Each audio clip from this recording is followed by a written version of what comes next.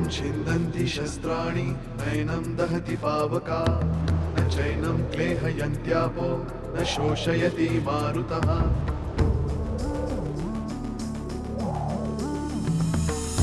दिवसामागुण रात्र धावते सकाळ संध्याकाळ सूत्रधार जो या साऱ्याचा नामतयाचे काय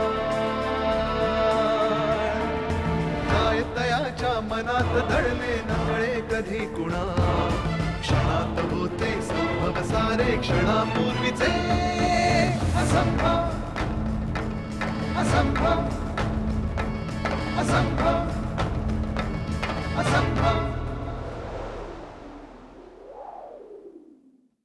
आधी अरे पण घरी येणं का शक्य नाही म्हणतोस तू? या त्याच्या निर्णयाला आपण जर पाठिंबा दिला तर तो कुठल्याही आव्हानाला सामोरा जाऊ शकेल. आपल्याला भेटणार आणि आपल्या सगळ्यांच्या चेहऱ्यावरचं समाधान पाहिल्याशिवाय त्याला बरं नाही वाटणार ना. आणि ते एकदा झालं आपल्याला भेटला की मग तो त्याला जायचं तिथे जाय. परत येताना इथे डायरेक्टली यायचं नाही. नमस्कार साहेब. काय विसरलात की काय? तुम्हाला विसरणं कसं शक्य आहे? एवढ्या वेळा भेटलाय तुम्ही मिस्टर जनार्दन. बोला. मी काय बोलणार, तुम्हीच बोला. तुमचे मित्र आले का? नाही हो, अजून तो फॉरेनलाच आहे. असं करूया का, तो आला की मी त्याला तुम्हाला फोन करायला सांगतो आणि मी पण तुम्हाला फोन करतो. ठीक आहे? असं कसं म्हणता साहेब? काम माझं आणि कष्ट तुम्हाला, असं असतं का कधी? बरं, तुमचं राहू द्या, माझं राहू द्या. तुम्ही एक त्यांना फोन करा, हवं तर माझ्या मोबाईलवरून करा. तुमचा प्रॉब्लेम काय आहे मिस्टर जनार्दन? म्हणजे तुम्हाला बिझनेसमध्ये इंटरेस्ट आहे की माझ्या पार्टनरमध्ये? बरं ठीक आहे, चला पार्टनरचं जाऊ दे. बोला काय, म्हणजे तुमचा इंडस्ट्रियल यूज आहे की डोमेस्टिक आहे? म्हणजे काय स्केलचं सॉफ्टवेअर हवं आहे सांगा. मी असं करतो, ते आमच्या गावातले मास्तर आहेत ना, त्यांना विचारून तुम्हाला कळवतो.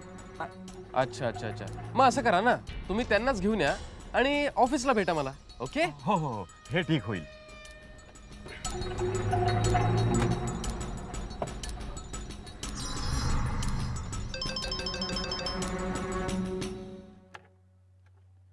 बोल प्रिया. स्वप्नील, गुड न्यूज आहे. दादाचा फोन आला होता. That's great. कुठे आहे, कुठे तो? सगळं सांगते पण फोनवर नको, आपण भेटूया कुठेतरी. ओके, मला आता एक अर्जंट काम आहे, ते संपवतो आणि then I call you. Okay Swapnil. हां बोल. नाही काही नाही. Come on Priya, don't be so formal. बोल ना. अरे नाही काही नाही, चल बाय. बाय. Thank God.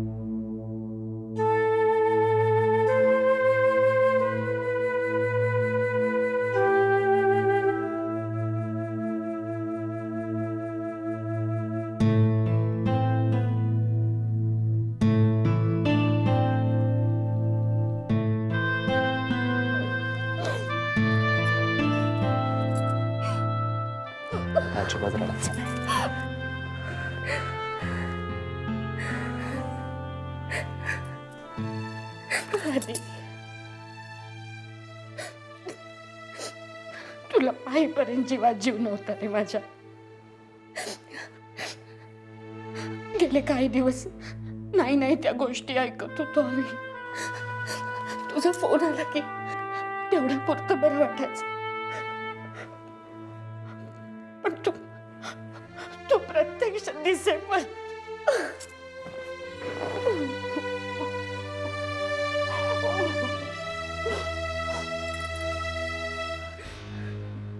मलाही तुमची खूप काळजी वाटत होती. माझ्यामुळे तुम्हाला कोणी काही करणार नाही ना असं वाटत होतं. तुम्हा सगळ्यांची खूप आठवण येत होती.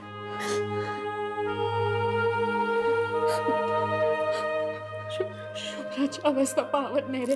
जा जा आधी आधी तिला जाऊन भेट. मी तेव्हा पुढे साखर ठेवले तिला. जा बाळा जा.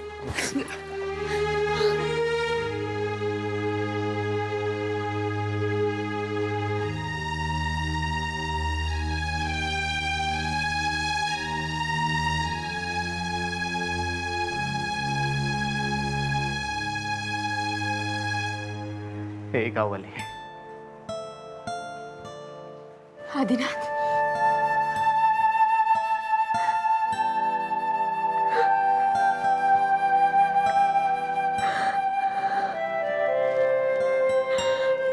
आदिनाथ कुठे गेला होता तू?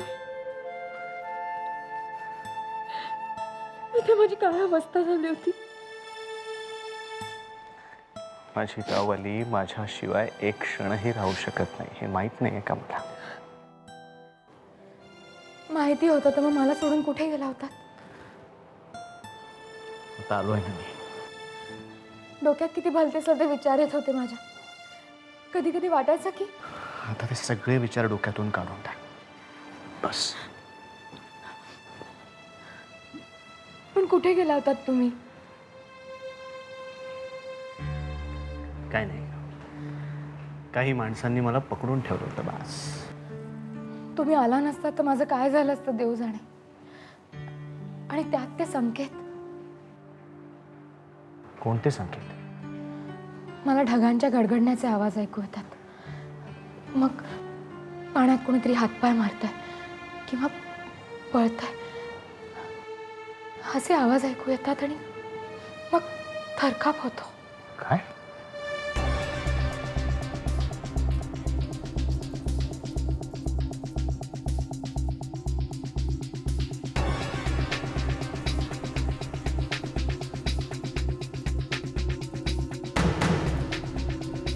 काय झालं आदिनाथ?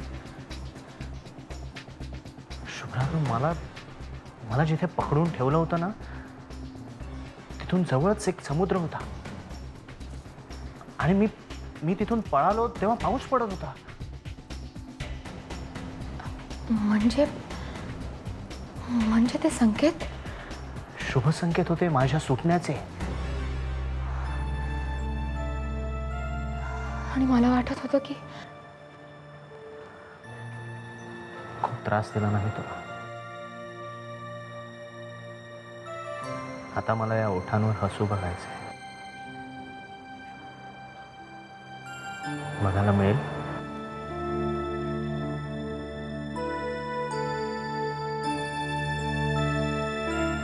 आता पुन्हा मला सोडून नाही ना जाणार?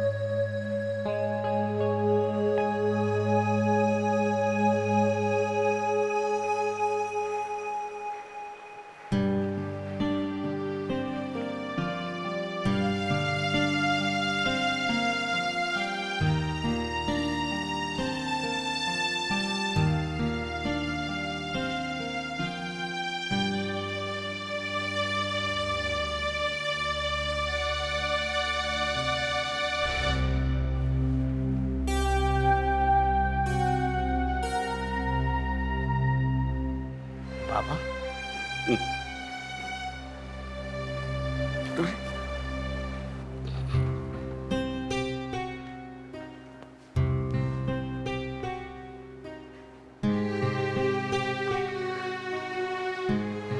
आधी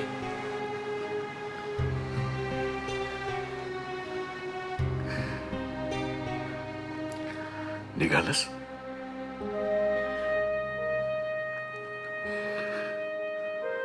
बाबाची आठवण नाही झाली?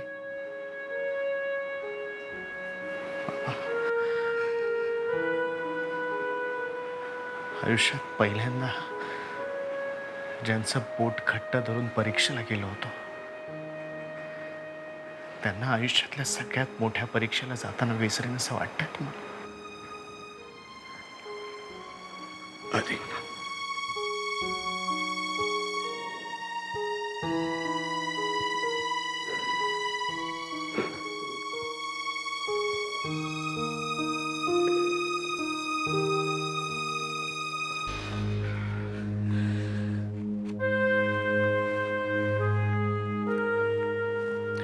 काल रात्री मला यायला जरा उशीर झाला म्हणून भेट नाही होऊ शकली. पण रात्रभर मी झोपूही नाही शकलो रे. कधी एकदा तुला भेटतोय अशी तळमळत होतो.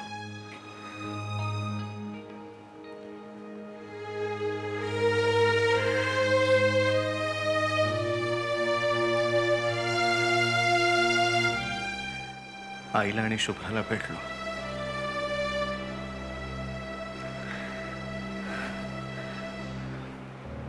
बोलताना त्यांनी मला खूप पाठिंबा दर्शवला पण माझ्या जाण्याला त्यांची संमती नव्हती बाबा. बाबा माझ्याकडे दुसरा पर्यायच नाही. Yes I know.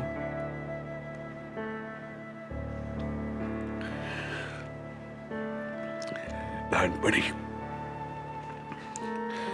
हाताचं बोट घट्ट धरून ज्या आधीला मी परीक्षेला घेऊन गेलो ना,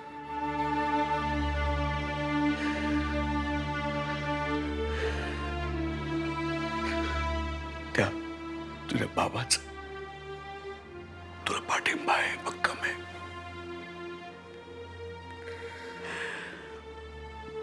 मला सगळं कळलंय, आम्हाला सगळं कळलंय. आणि आमचा आमच्या आधीवरती पूर्ण विश्वास आहे.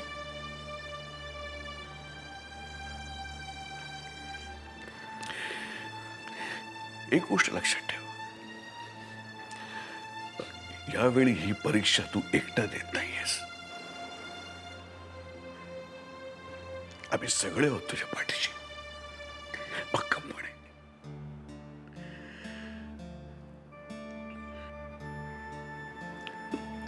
प्रत्येक परीक्षेला जाताना तू एक वाक्य म्हणायचंस, आठवतंय?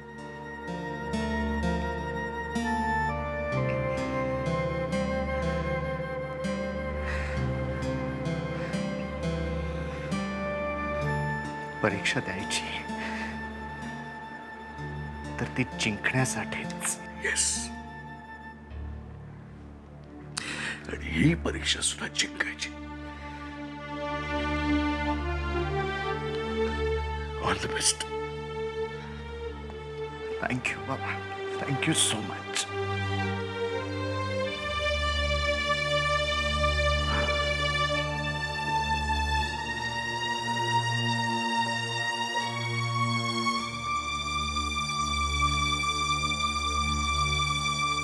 सांभाळ.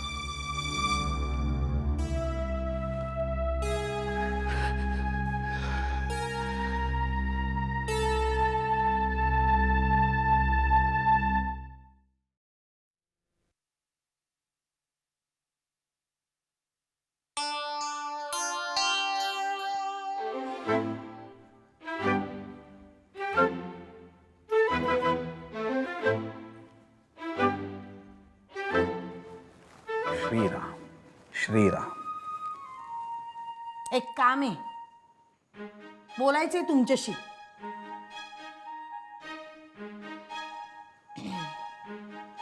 मी एक पण केलाय, पण.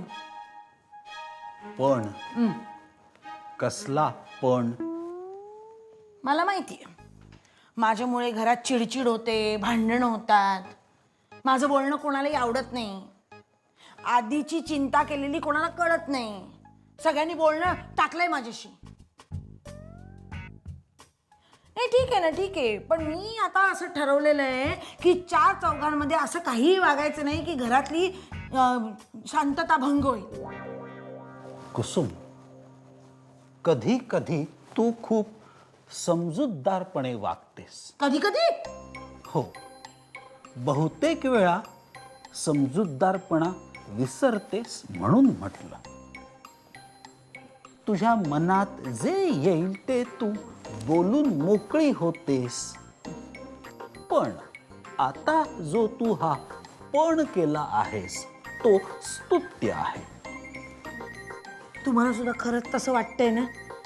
हं? मी काय सांगते ते ऐकून घ्या तुम्हाला. मी न हे मुद्दामून हळूहळू बोलते, कारण काय आहे की नाही तर घरात भांडणं होतील म्हणून. बाबा, परवा ना मी आमच्या महाराजांकडे गेले होते, तेव्हा ते असं म्हणाले की आधी जो गायब झालाय ना तो म्हणजे नाहीसा झालाय. म्हणजे काय आहे की त्याची ही मनस्थिती तिच्यामुळे झालेली आहे. आणि ती जोपर्यंत या घरात आहे ना बाबा, तोपर्यंत आधी काय परत यायचा नाही. तो आला होता. कोण? आदिनाथ. काय? आदिनाथ घरी आला होता. धडधाकट आणि सुखरूप. आम्हाला भेटला, शुभ्रालाही भेटला. तुलाही भेटायचं होतं त्याला, मग पण तू पूनमकडे गेली होतीस. त्याला काहीतरी कामानिमित्त जायचं होतं म्हणून पहाटेच परत गेला तो. आधी आला होता? असं कसं आला होता? हं? आणि मला कोणी काही कसं सांगितलं नाही? बघा बाबा, बहिष्कार घातलाय माझ्यावरती, मला कोणी काही सांगत नाही, मला कोणी काही सांगत नाही, म्हणून मी बोलते ना म्हणून सगळ्यांना राग येतो. मग मला असं अजिबात आवडत नाही, मला राग येतो. श्रीराम श्रीराम. कुसुम, तू आत्ता जो पण केला आहेस ना, कोणता पण? कोणाशीही न बोलण्याचा, तो तसाच चालू ठेव. तुमच्याशी म्हणण्यात काही अर्थ नाहीये. आधी आला होता, मला कोणी सांगितलेलं सुद्धा नाही, म्हणजे मी काय करावं आता? छे.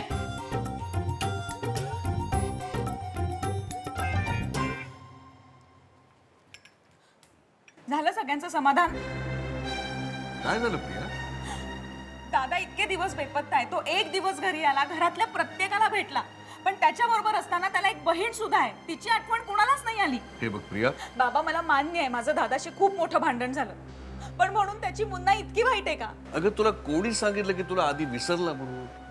मला कोणी काही सांगितलं नाही, हाच माझा प्रॉब्लेम आहे. ना मला कोणी काही सांगितलं आणि ना माझ्या भावना कोणी त्याच्यापर्यंत पोहोचवल्या. बरं ठीक आहे, नाही सांगितलं मला, पण आता त्याचं पटेल असं कारण तरी कळू शकेल. हे बघ प्रिया, तू जसा विचार करतेस ना तसं काहीही नाहीये. बाबा, दादा बेपत्ता झाल्यापासून मला सुद्धा रात्री झोप नाहीये, मी सुद्धा किती डिस्टर्ब्ड आहे. शुभ्राला आधार द्यायला प्रिया हवी, दादाचा शोध घ्यायला प्रिया हवी, पण तो इथे आलेला असताना मात्र त्याला सॉरी म्हणण्यापुरती सुद्धा ती त्याच्या समोर नको. इतका तुम्हाला माझा त्रास होत असेल तर मला तसं स्पष्टपणे सांगा ना. प्रिया, स्टॉप दिस नॉनसेन्स.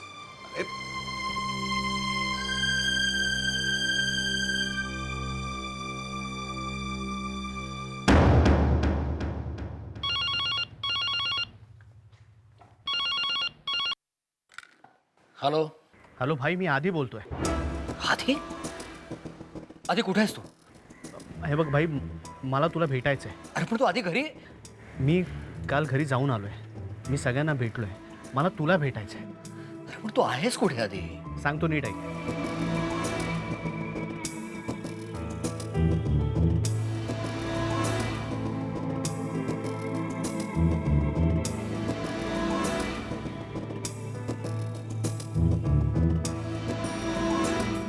बघ आधी मी येईपर्यंत कुठेही जाऊ नकोस तिथेच थांब. आलोच नाही.